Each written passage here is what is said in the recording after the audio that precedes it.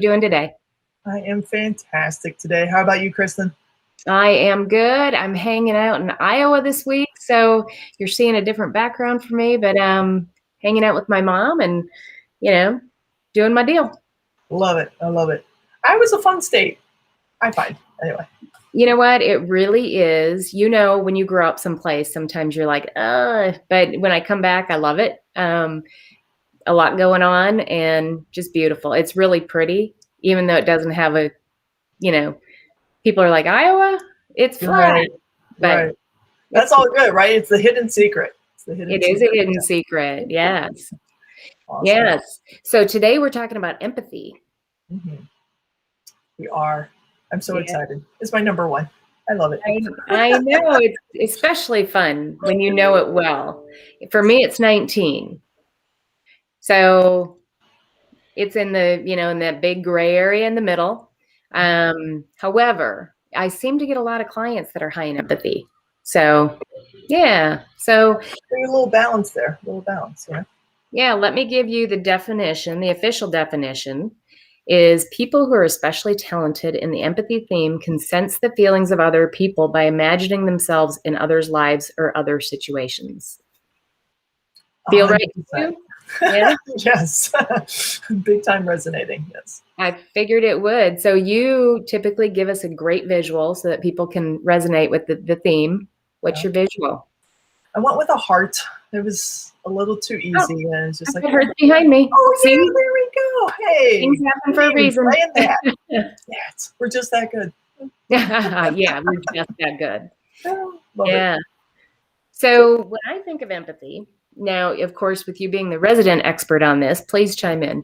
But, and especially empathy in work, I think of people that just can connect with people a little bit better. I have a friend of mine that told me her empathy, and hers was like 3 or 4, that she was in sales, and she said it helped her really kind of figure out during a sales pitch if she was hitting the mark or not. And if things were getting a little bit off kilter, she could really sense that and be able to change course pretty easily. Does that sound like anything that happens for you?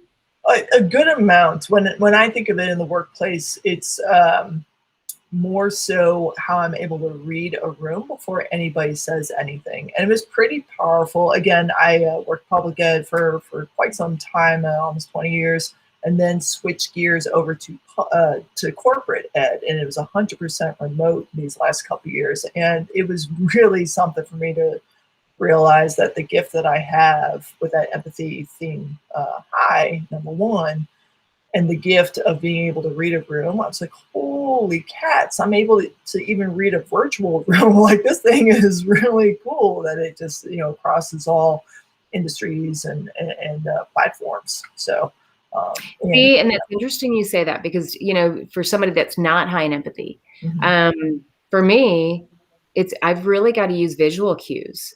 I don't walk in and go, oh my gosh, everybody's anxious. And I'm thinking of things like when I would do a conference, or, be the person that put the conference together and that kind of stuff. I mean, I would really rely on watching people's faces and kind of more feeling the energy of the room, not necessarily of the individuals. Right. So it's very different. And I think for people out there too, that don't have empathy high, I think sometimes people think, oh, I have empathy, right? It's different. Yes, I can empathize, but I'm not walking into a room and going, ooh, something's wrong, or something's very right, right? Yes. So I want people to really kind of understand that you can still empathize without having empathy. Absolutely. And appreciating that empathy and sympathy are two very separate things as well. And sympathy is like, oh, that's too bad. Empathy is like, let me come on over here, whether it's literally or or figuratively, and just sit and rest in this space with you and try on for size what you're going through. Like, let's just pause for a moment and be in that space, versus being able to name the space of like, something's going on over here, and I know you're saying one thing, and that's not at all what is happening over here, just so you know. So, right. Yeah. And as you were chatting, I was having some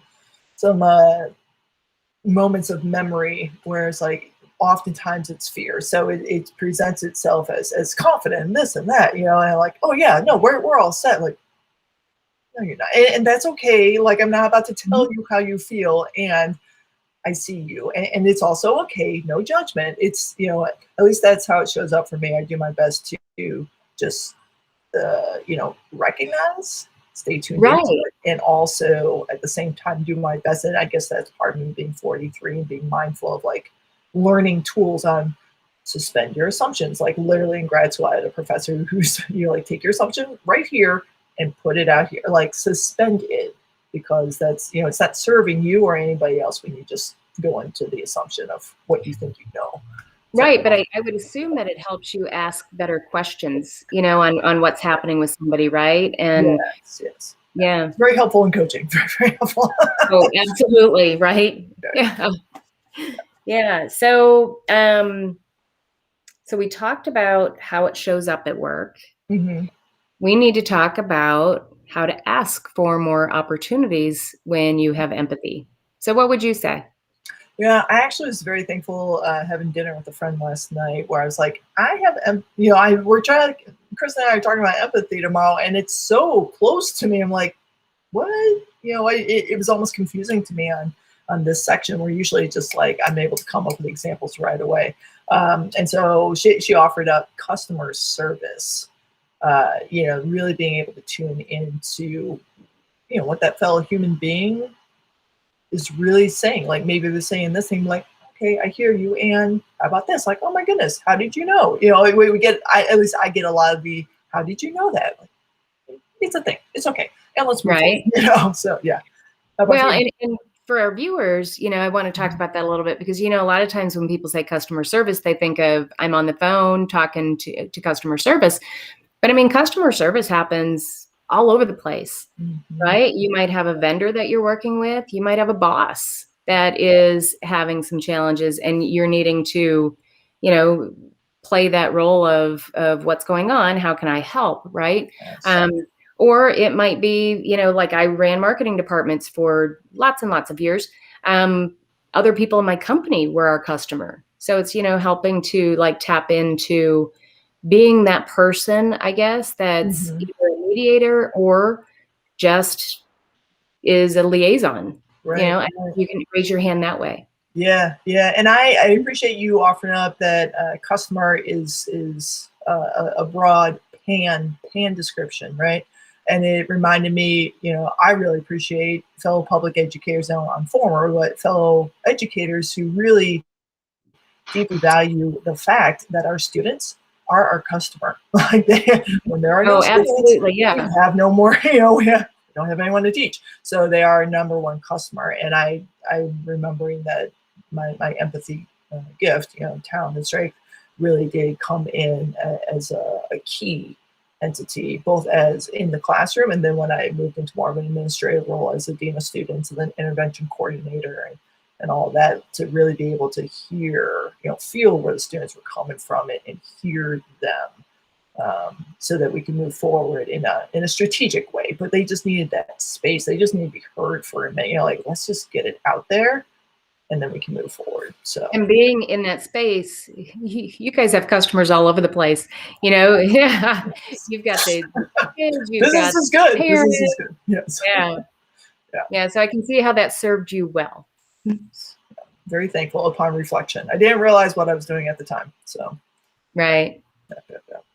Be thankful for strengths and understanding them so that now you do understand, right? Yes, right. Yeah, it's a classic. If I knew then what I know now, so all the more reason for our fellow friends out there to tap into coaches like ourselves and really tune into your strengths, because it really does inform a lot of just the like. It's just what I do. There's more to it. We promise. Right. Yeah. Well, and of course, Kara and I do this so that you have that ability in your career to raise your hand and to ask for different types of activities that you are able to use your strengths every day. Kara, do you have anything else you want to close out with?